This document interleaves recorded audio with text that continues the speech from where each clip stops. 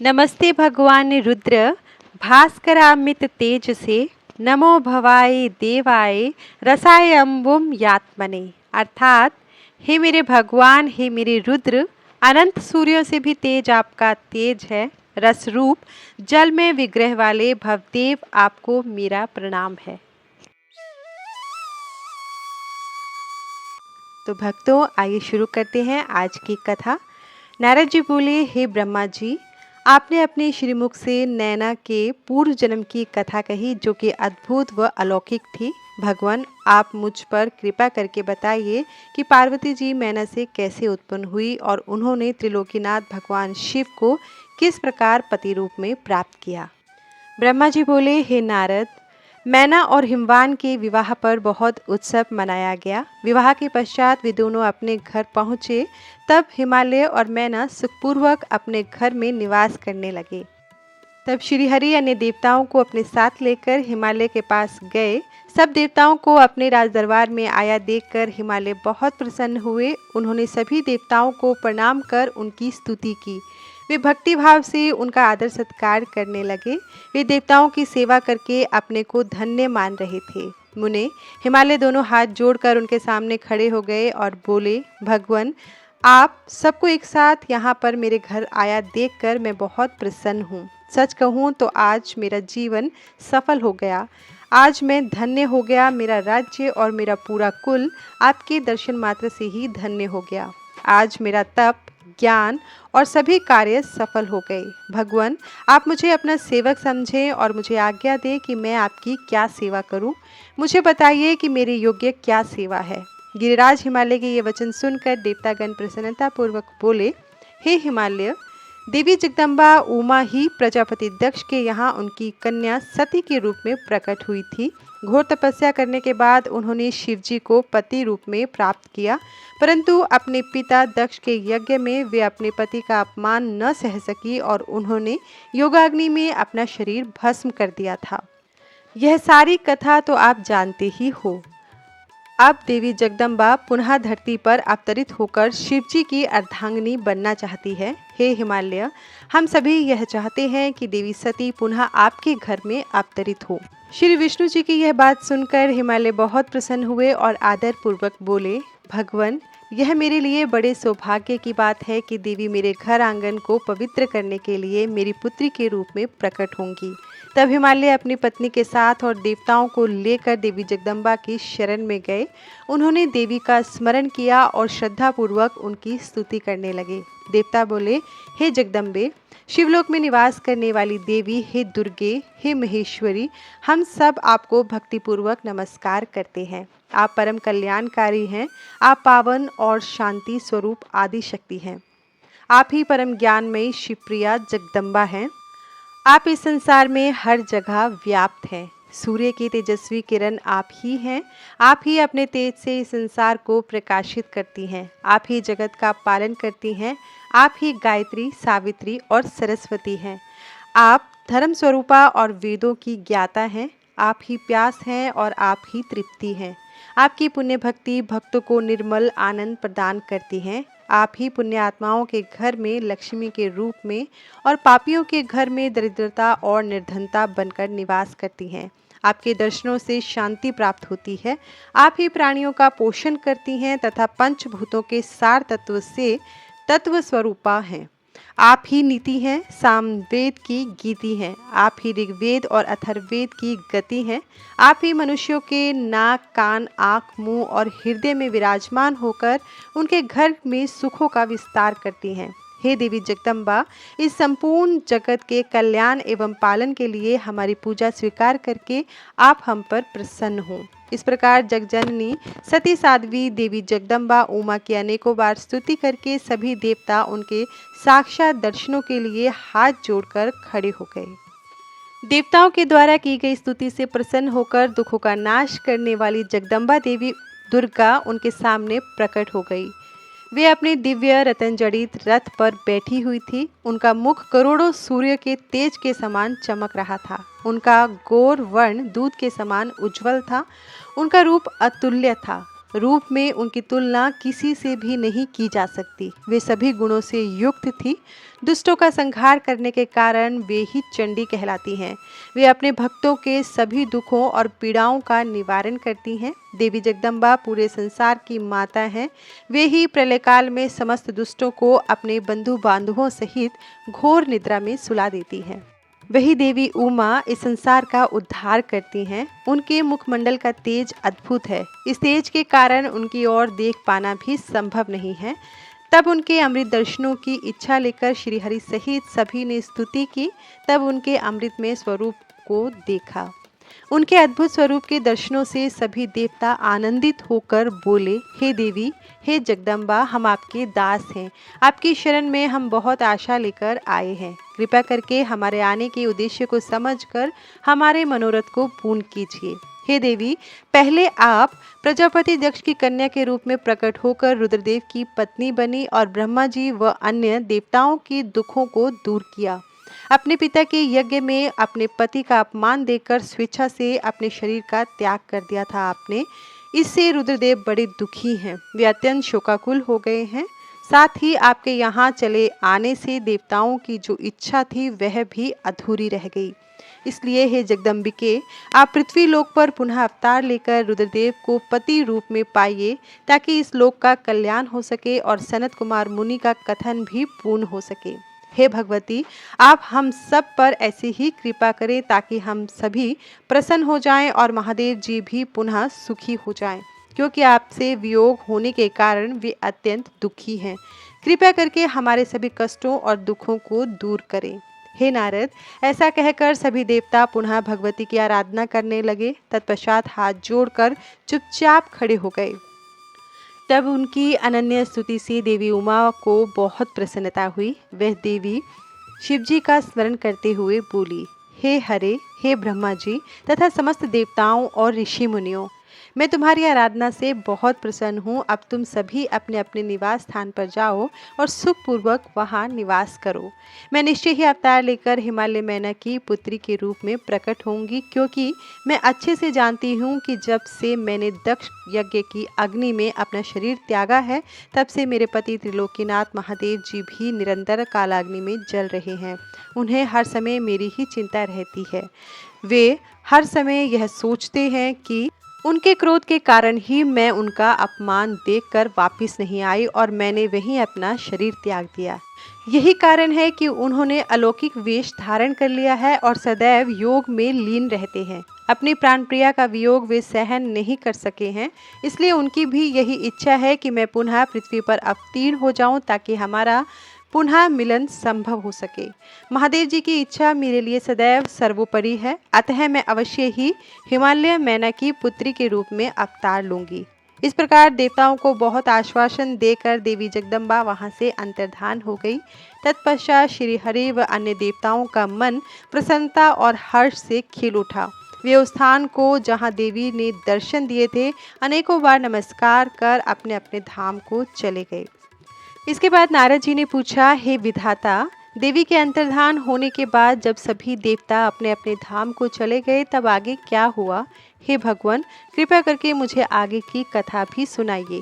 ब्रह्मा जी बोले, हे मुनिश्रेष्ठ नारद, जब देवी जगदम्बा वहाँ सभी देवताओं और हिमालय को आश्वासन देकर अपने लोक को चली गई, तब श्री हरि विष्णु ने मैना और हिमालय को देवी जगदम्बा को प्रसन्न करने के लिए उनकी स्तुति करने के लिए कहा।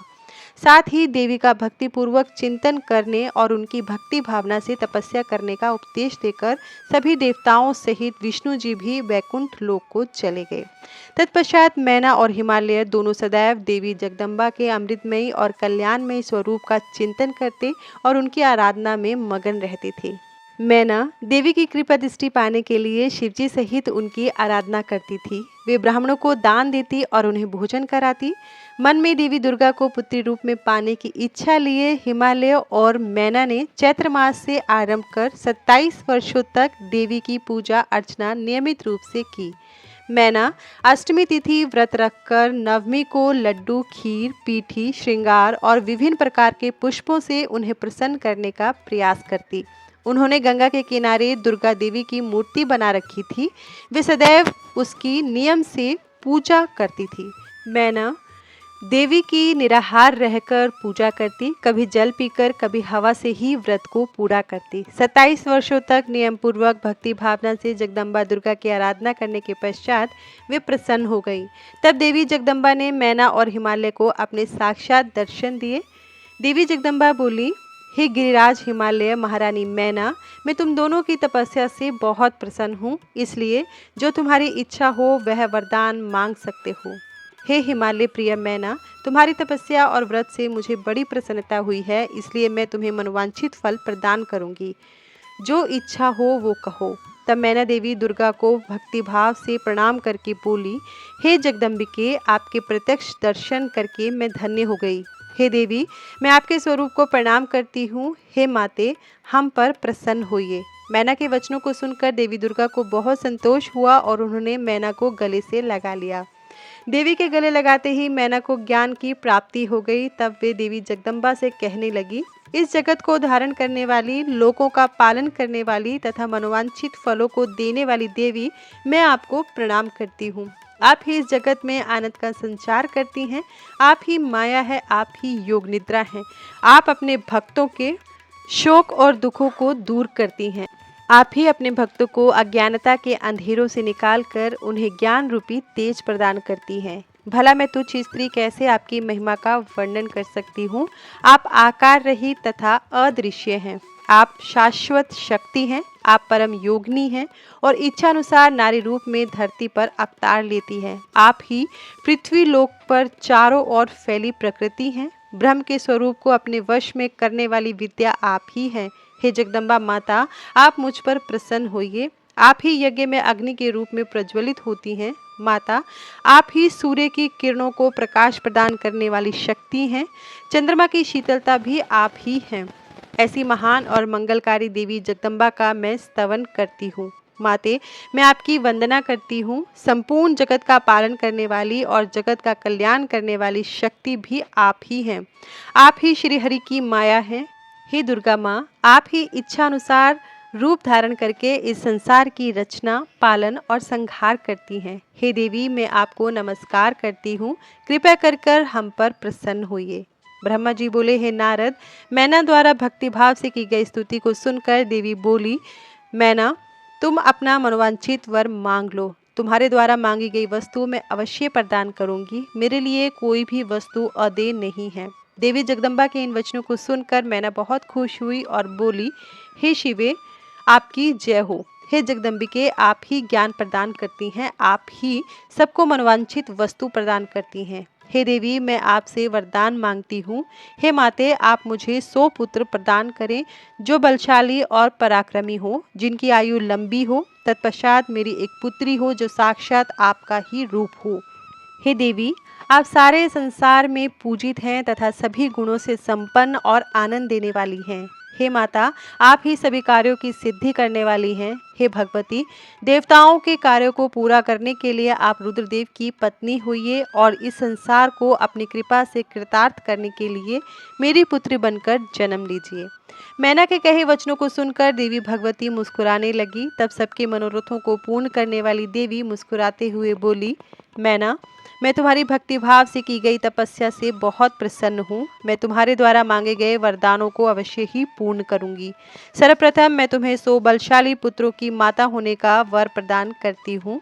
उन 100 पुत्रों में से सबसे पहले जन्म लेने वाला पुत्र सबसे अधिक शक्तिशाली और बलशाली होगा। तत्पश्चात मैं स्वयं तुम्हारी पुत्री के रूप में तुम्हारे गर्भ से जन्म लूंगी। तब मैं देवताओं के हित का कल्याण करूंगी। ऐसा कहकर जगत जननी परमेश्वरी देवी जगदम्बा वहां से अंतर्धान हो गई। तब महेश्वरी से अपने द्वारा मांगा गया अभिष्ट फल पाकर देवी मैना खुशी से झूम उठी। तत्पश्चात वे अपने घर चली गई।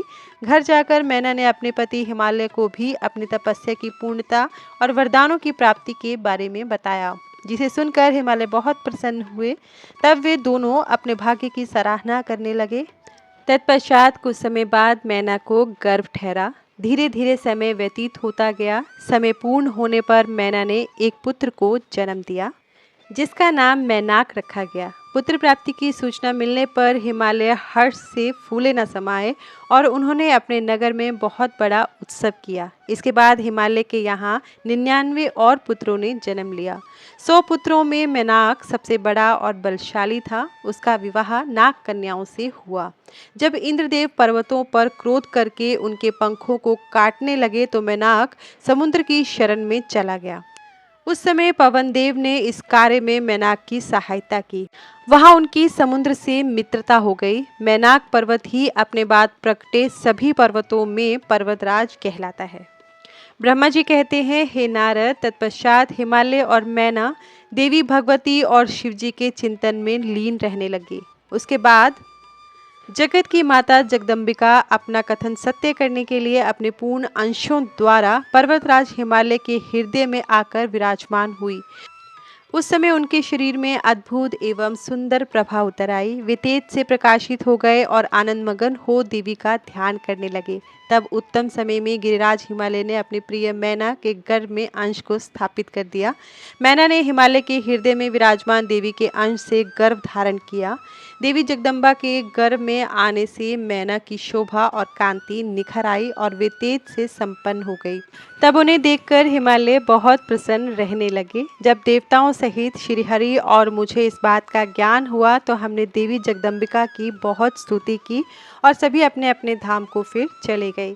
धीरे धीरे समय बीतता गया। 10 माह पूरे हो जाने के पश्चात देवी शिवा ने मैना के गर्भ से जन्म ले लिया। जन्म लेने के पश्चात देवी शिवा ने मैना को अपने साक्षात रूप के दर्शन कराए। देवी के जन्म दिवस वाले दिन वसंत ऋतु के चैत्र माह की नवमी तिथि थी। उस समय आधी रात को मृगशिरा नक्षत्र था। देवी के जन्म से सारे संसार में प्रसन्नता छा गई। मंद मंद हवा चलने लगी। सारा वातावरण सुगंधित हो गया।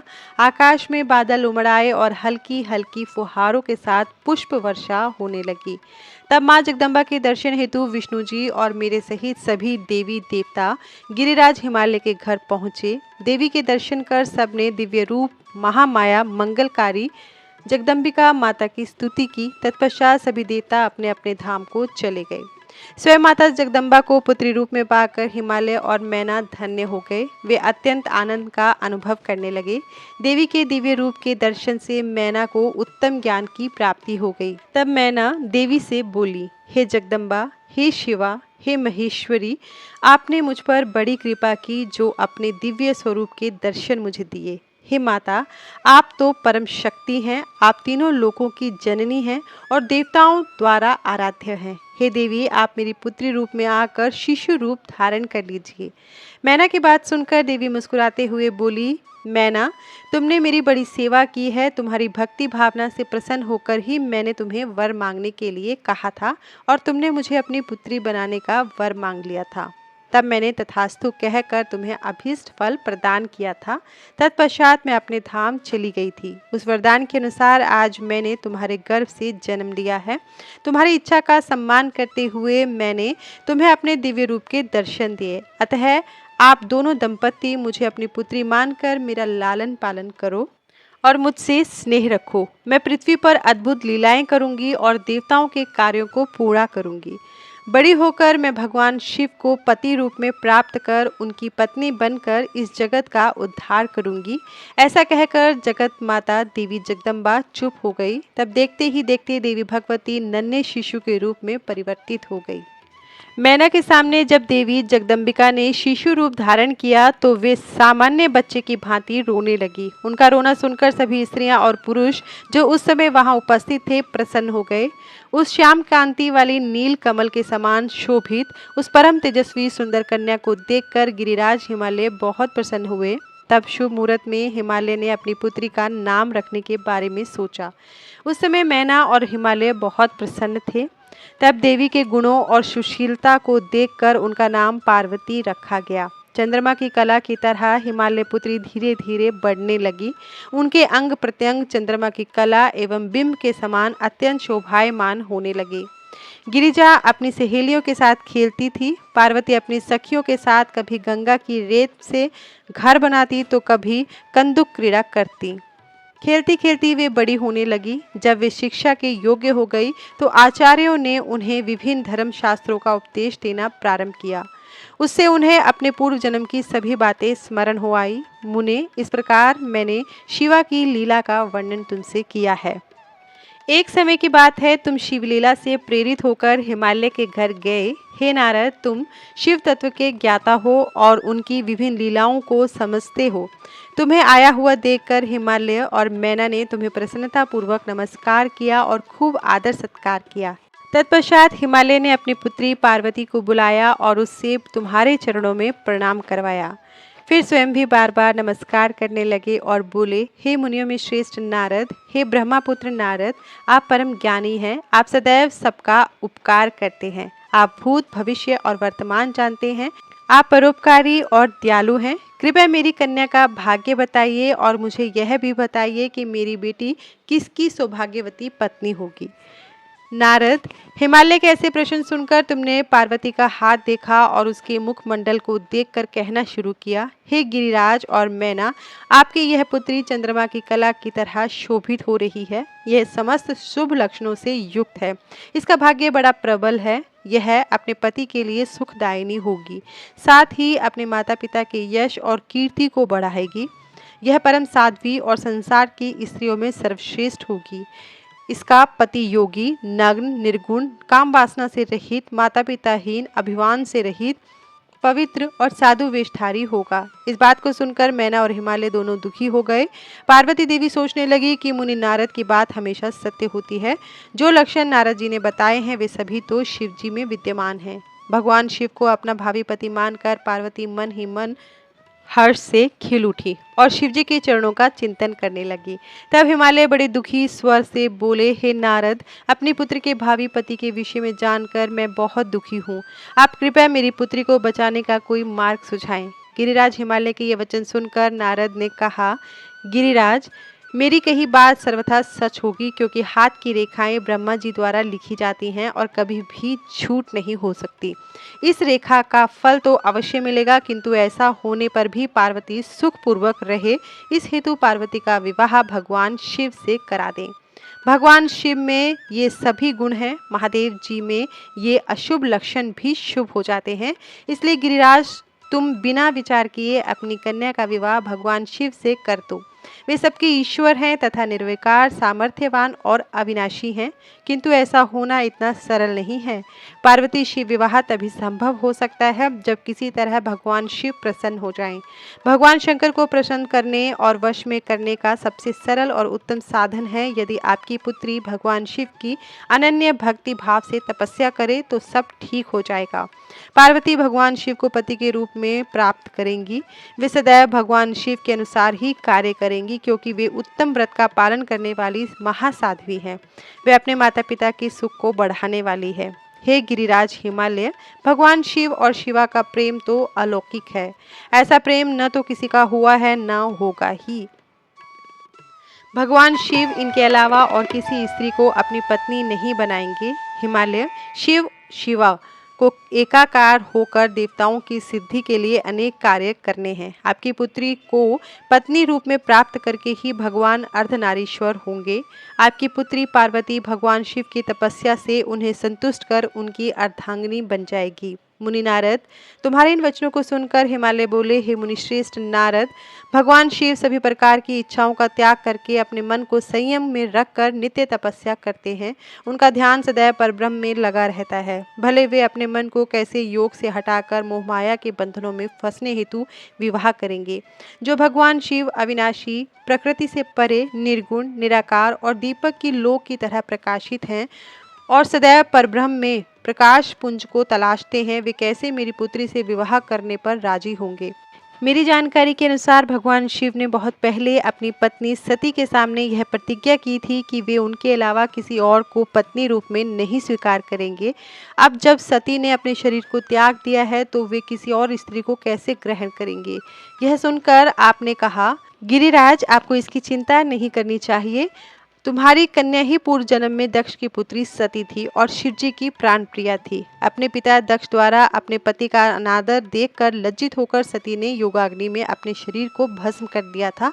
अब वही देवी जगदम्बा जो पहले सती के रूप में अवतरित हुई थी, अब पार्वती के रूप में तुम्हारी पुत्री होकर जन्म लिया है। इसलिए तुम्हें पार्वती के विषय में चिंता करने की कोई आवश्यकता नहीं है। देवी पार्वती ही भगवान शिव की पत्नी होंगी।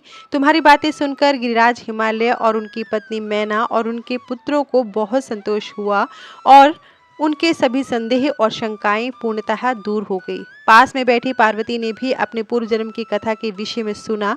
भगवान शिव को अपना पति जानकर देवी पार्वती लज्जा से सिर झुकाकर बैठ गई। मैना और हिमालय ने उनके सिर पर हाथ फेरकर उन्हें अनेक आशीर्वाद दिए।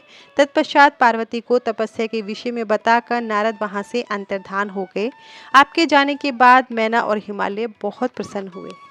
हे नारद, तुम्हारे स्वर्गलोक जाने के पश्चात कुछ समय बाद सब कुछ ऐसे ही चलता रहा। एक दिन मैंने अपने पति हिमालय के पास गई और उन्हें प्रणाम करके कहने लगी, हे प्राणनाथ, उस दिन जब देवऋषि नारद हमारे यहाँ पधारे थे तो पार्वती का हाथ देखकर उसके विषय में अनेक बातें बता गए थे। तब मैंने उनकी बातों पर ध्यान दिया था। अब पार्वती बड़ी हो रही है। मेरी आपसे विनम्र प्रार्थना है कि आप उसके विवाह के लिए सुयोग्य और सुंदर वर की खोज शुरू कर दें, जिसके साथ हमारी पुत्री पार्वती सुख से अपना जीवन व्यतीत कर सके। वह शुभ लक्षणों वाला और कुलीन होना चाहिए, क्योंकि मेरी पुत्री अपने प्राणों से भी अधिक मुझे प्रिय है। मैं सिर्फ पुत्री का सुख चाहती हूँ। यह कहकर मैना की आंखों में आंसू आ गए और वे अपने पति के चरणों में गिर पड़ी। तत्पश्चात हिमालय ने पत्नी मैना को प्रेम पूर्वक उठाया और उन्हें समझाने लगे। वे बोले, हे देवी, तुम व्यर्थ की चिंता को त्याग दो। मुनि नारद की बात कभी छूट नहीं हो सकती। यदि तुम पार्वती को सुखी देखना चाहती हो तो उसे भगवान शिव की तपस्या के लिए प्रेरित करो। यदि शिव जी प्रसन्न हो गए तो वे स्वयं ही पार्वती का पानी ग्रहण कर लेंगे। तब सब कुछ शुभ ही शुभ होगा। सभी अनिष्ट और अशुभ लक्षणों का नाश होगा। भगवान शंकर सदा मंगलकारी हैं, इसलिए तुम पार्वती को शिव जी की कृपा दृष्टि प्राप्त करने के लिए तपस्या करने की शिक्षा दो। हिमालय की बात सुनकर मैंने प्रसन्नता पूर्वक अपनी पुत्री पार्वती को तपस्या के लिए कहने उसके पास चली गई। जब मैना पार्वती के पास पहुंची तो उन्हें देखकर सोचने लगी कि मेरी पुत्री तो कोमल और नाजुक है। यह सदैव राजसी ठाट बाट में रही। दुख और कष्टों को सहना तो दूर की बात, इसके बारे में भी सर्वथा यह अनजान है। पार्वती को उन्होंने बड़े लाड और प्यार से पाला है, तब कैसे मैं अपनी प्रिय पुत्री को कठोर तपस्या करने के लिए प्रेरित कर सकती हूँ। यही सब सोचकर मैंने अपनी पुत्री से तपस्या के लिए कुछ नहीं बोल सकी। तब अपनी माता के चिंतित चेहरे को देखकर साक्षात जगदम्बा का अवतार धारण करने वाली देवी पार्वती यह जान गई कि उनकी माता जी क्या कहना चाहती है। तब सब कुछ जानने वाली देवी भगवती का साक्षात स्वरूप पार्वती बोली, हे माता, आप यहाँ कब आई? आप बैठिए। माता, पिछली रात के ब्रह्म मुहूर्त में मैंने एक स्वप्न देखा है, उसके विषय में मैं आपको बताती हूँ। मेरे सपने में एक दयालु और तपस्वी ब्राह्मण आए। जब मैंने उन्हें हाथ जोड़कर नमस्कार किया तो वे मुस्कुराते हुए बोले कि तुम अवश्य ही भगवान शिव शंकर की प्राण वल्लभा बनोगी, इसलिए उन्हें प्रसन्न करने के लिए उनकी प्रेम पूर्वक तपस्या करो। यह सुनकर मैना ने अपनी पुत्री के सिर पर प्रेम से हाथ फेरा और अपने पति हिमालय को वहां बुलाया। हिमालय के आने पर मैना ने पार्वती के सपने के बारे में उनको बताया। तब उनके मुख से पुत्री के सपने के विषय में जानकर हिमालय बहुत प्रसन्न हुए। तब वे अपनी पत्नी से बोले, हे प्रिय मैना, मैंने भी पिछली रात को एक सपना देखा था। मैंने अपने सपने में एक बड़े उत्तम तपस्वी को देखा। वे नारद मुनि द्वारा बताए गए सभी लक्षणों से युक्त थे। वे उत्तम तपस्वी मेरे नगर में तपस्या करने के लिए आए थे। उन्हें देखकर मुझे बहुत खुशी हुई। मैं अपनी पुत्री पार्वती को साथ लेकर उनके दर्शनों के लिए उनके पास पहुंचा। तब मुझे ज्ञात हुआ कि वे नारद जी के बताए हुए वर भगवान शिव ही हैं। तब मैंने पार्वती को उनकी सेवा करने का उपदेश दिया, परंतु उन्होंने मेरी बात नहीं मानी। तभी वहां सांख्य और वेदांत पर विवाद छिड़ गया। तत्पश्चात उनकी आज्ञा पाकर पार्वती वहीं रहकर भक्ति पूर्वक उनकी सेवा करने लगी। हे प्रिय, यही मेरा सपना था, जिसे देखकर मुझे अत्यंत प्रसन्नता हुई। मैं सोचता हूँ कि हमें कुछ समय तक इस सपने के सच होने की प्रतीक्षा करनी चाहिए। ऐसा कहकर हिमालय और मैना उस उत्तम सपने के सच होने की प्रतीक्षा करने लगे। इसके बाद ब्रह्मा जी बोले, हे नारद, भगवान शिव का यश परम पावन, मंगलकारी, भक्तिवर्धक और उत्तम है। दक्ष यज्ञ से वे अपने निवास कैलाश पर्वत पर वापिस आ गए थे। वहां आकर भगवान शिव अपनी पत्नी सती के वियोग में बहुत दुखी थे। उनका मन देवी सती का स्मरण कर रहा था। वे उन्हें याद करके व्याकुल हो रहे थे। तब उन्होंने अपने सभी गणों को वहां पर बुलाया और उनसे देवी सती के गुणों और उनकी सुशीलता का वर्णन करने लगे। फिर गृहस्थ धर्म को त्याग कर वे कुछ समय तक सभी लोकों में सती को खोजते हुए घूमते रहे। इसके बाद कैलाश पर्वत पर वापिस आ गए, क्योंकि उन्हें कहीं भी सती का दर्शन नहीं हो सका था। तब अपने मन को एकाग्र करके वे समाधि में बैठ गए। भगवान शिव इस प्रकार बहुत लंबे समय तक समाधि लगाकर बैठे रहे। असंख्य वर्ष बीत गए। समाधि के परिश्रम के कारण उनके मस्तक से पसीने की बूंद पृथ्वी पर गिरी और वह बूंद एक शिशु में परिवर्तित हो गई। उस बालक का रंग लाल था, उसकी 4 भुजाएं थी, उसका रूप मनोहर था। वह बालक दिव्य तेज से संपन्न अनोखी शोभा पा रहा था। वह प्रकट होते ही रोने लगा। उसे देखकर संसारी मनुष्य की भांति शिवजी उसके लालन पालन का विचार करके व्याकुल हो गए। उसी समय डरी हुई एक सुंदर स्त्री वहां आई। उसने उस बालक को अपनी गोद में उठा लिया और उसका मुख चूमने लगी। तब उन्होंने उसे दूध पिलाया, उस बालक के रोने को शांत किया। फिर वह उसे खिलाने लगी। वह स्त्री और कोई नहीं, स्वयं पृथ्वी माता थी।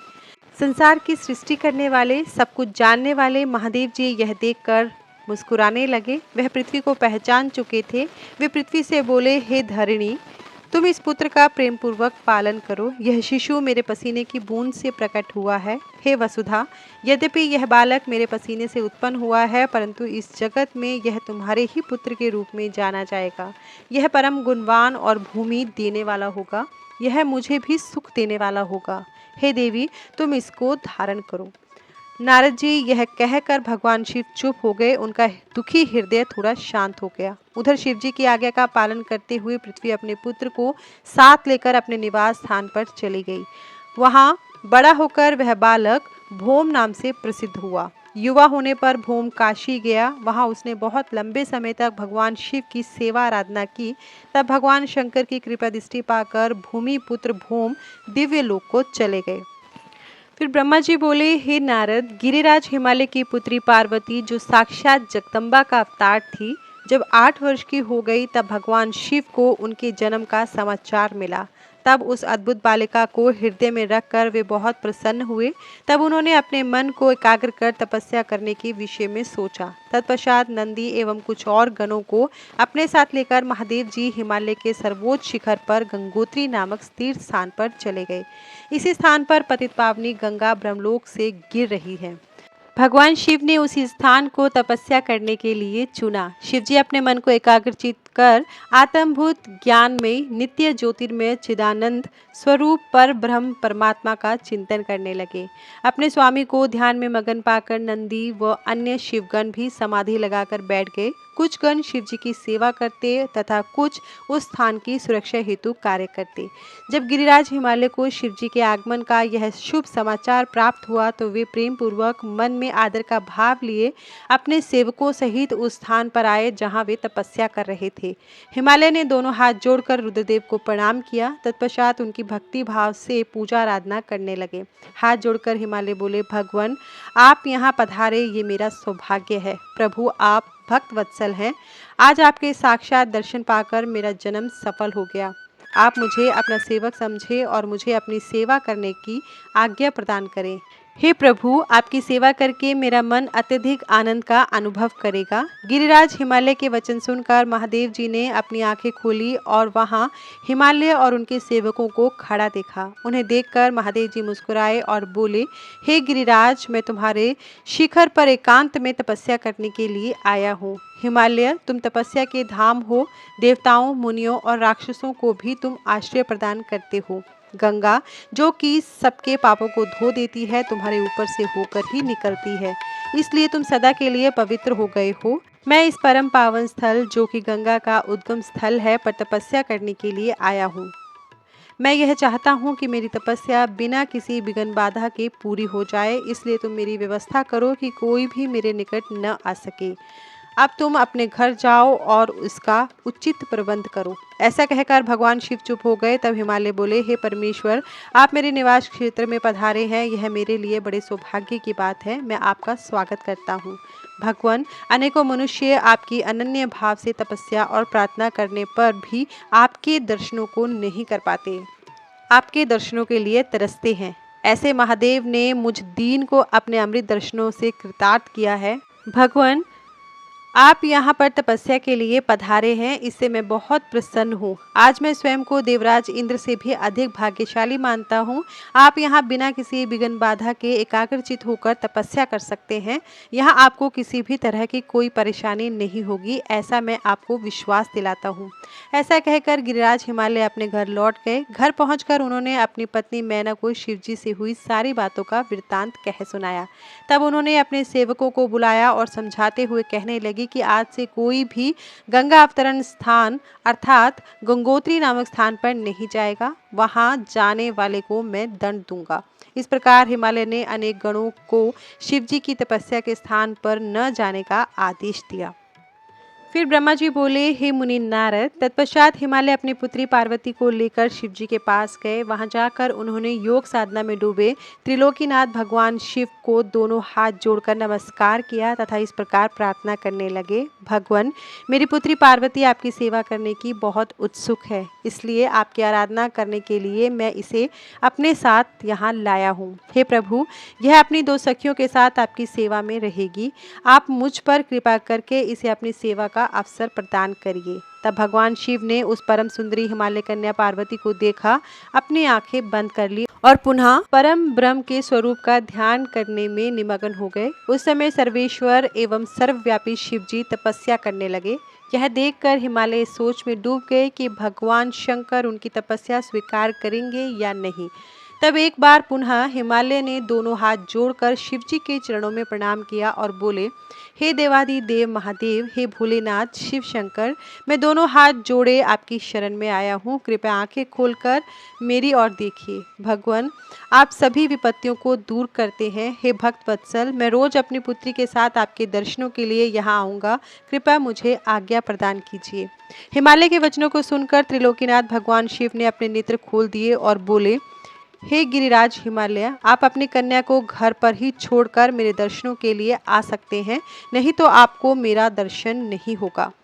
महेश्वर की ऐसी बात सुनकर हिमालय ने अपना मस्तक झुका लिया और शिवजी से बोले, हे प्रभु, हे महादेव जी, कृपा कर यह बताइए कि मैं अपनी पुत्री के साथ आपके दर्शनों के लिए क्यों नहीं आ सकता।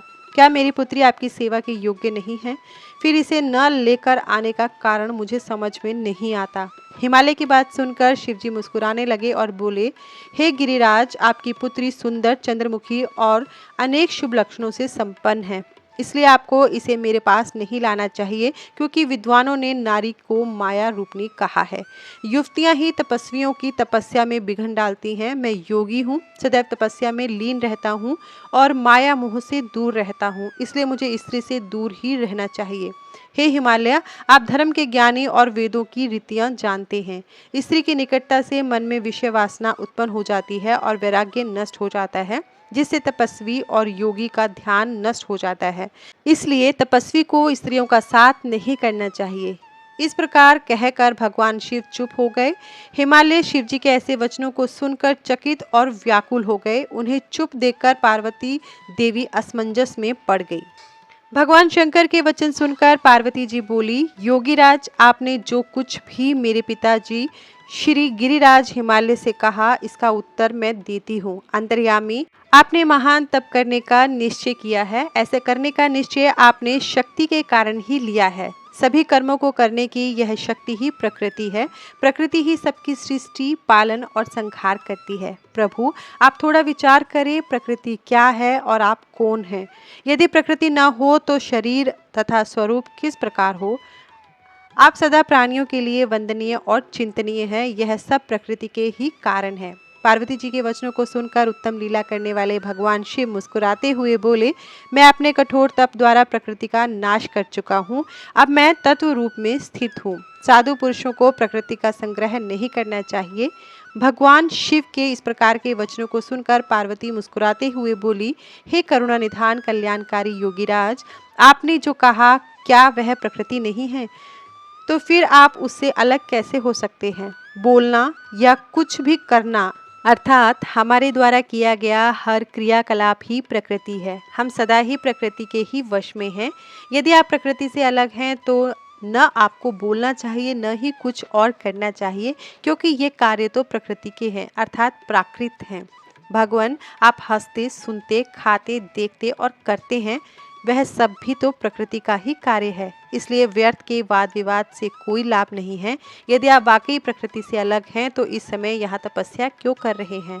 सच तो यह है कि आप प्रकृति के वश में हैं और इस समय अपने स्वरूप को खोजने के लिए ही तपस्या में लीन रहना चाहते हैं। योगीराज, आप किस प्रकार की बात कर रहे हैं? थोड़ा विचार कर कहें। यदि आपने प्रकृति का नाश कर डाला है तो आप किस प्रकार विद्यमान रहेंगे, क्योंकि संसार तो सदा से ही प्रकृति में बंधा हुआ है।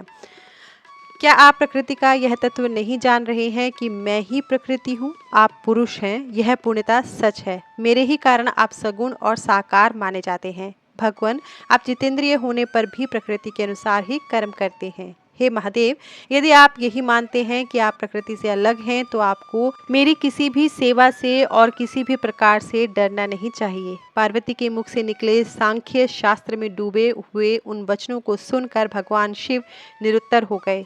तब उन्होंने पार्वती जी को अपने दर्शन और सेवा करने की आज्ञा प्रसन्नता पूर्वक प्रदान कर दी। तत्पश्चात भगवान शिव पर्वतराज हिमालय से बोले, हे गिरिराज हिमालय, मैं तुम्हारे इस शिखर पर तपस्या करना चाहता हूँ, कृपया मुझे इसकी आज्ञा प्रदान करें। देवादिदेव भगवान शिव के इस वचनों को सुनकर गिरिराज हिमालय दोनों हाथ जोड़कर बोले, हे महादेव, यह पूरा संसार आपका ही है। सभी देवता, असुर और मनुष्य सदैव आपका ही पूजन और चिंतन करते हैं।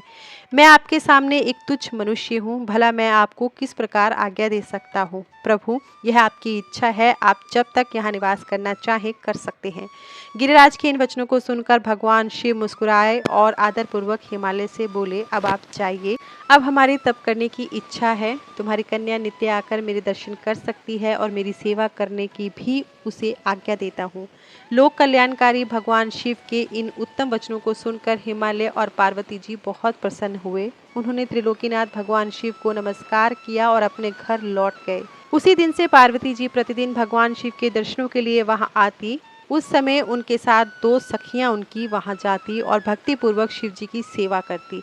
वे महादेव के चरणों को धोकर उस चरणामृत को पीती थी। तत्पश्चात उनके चरणों को पोंछती, फिर उनका षोडशोपचार अर्थात 16 उपचारों से विधिवत पूजन करने के पश्चात अपने घर लौट आती थी। इस प्रकार प्रतिदिन शिव जी का पूजन करते हुए बहुत समय व्यतीत हो गया। कभी कभी पार्वती जी अपनी सखियों के साथ वहां भक्ति पूर्वक उनके भजनों को गाती थी। एक दिन सदाशिव ने पार्वती जी को इस प्रकार अपनी सेवा में तत्पर देखकर विचार किया कि जब इनके हृदय में उपजे अभिमान के बीज के अंकुर का नाश हो जाएगा तभी मैं इनका पानी ग्रहण करूंगा। यह सोचकर लीलाधारी भगवान शिव पुनः ध्यान में मगन हो गए। तब उनका मन चिंता मुक्त हो गया। तब देवी पार्वती भगवान शिव के रूप का चिंतन करती हुई भक्तिभाव से उनकी सेवा करती रही। भगवान शंकर भी शुद्ध भाव से पार्वती को प्रतिदिन दर्शन देते थे। इसी बीच इंद्र और अन्य देवता व मुनि ब्रह्मा जी के पास पहुंचे। ब्रह्मा जी की आज्ञा से कामदेव हिमालय पर्वत पर गए।